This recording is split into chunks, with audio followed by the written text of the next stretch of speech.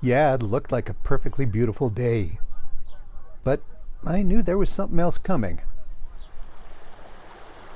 After what seemed like a never-ending string of snowstorms, it was pleasantly warm.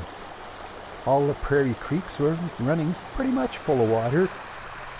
This goose was thinking I was sneaking up on its nest. Nah. These swans, they couldn't care less. There are hundreds and hundreds of them, pretty much on every little meltwater pond. And these guys, too. These guys are white-fronted geese. I think they're so pretty. These tundra swans were excited to get started with nesting. They mate for life, which is pretty cool. These geese and swans on their way north to the Arctic to their nesting grounds covered just about every damp spot that was around. The only problem is there weren't that many damp spots. Yeah, these prairie creeks like Three Hills Creek here, they're running fairly full, but mostly it's dry. Yeah, mostly, but I had checked the weather forecast.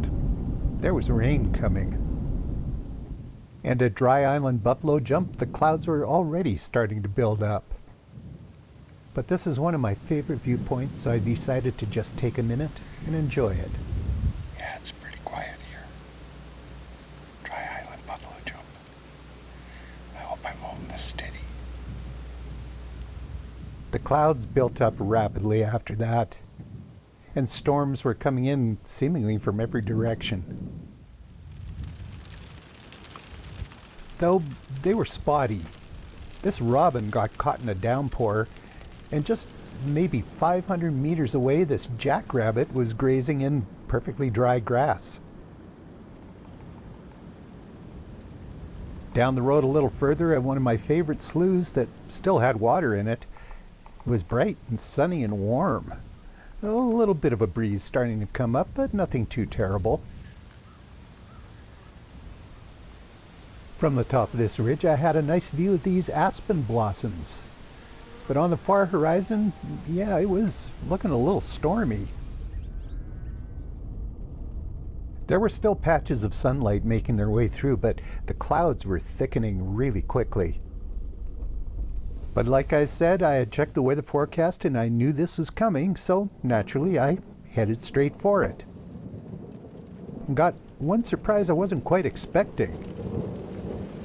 No, not the rain, and not the sleet that followed it, but the sound of the thunder.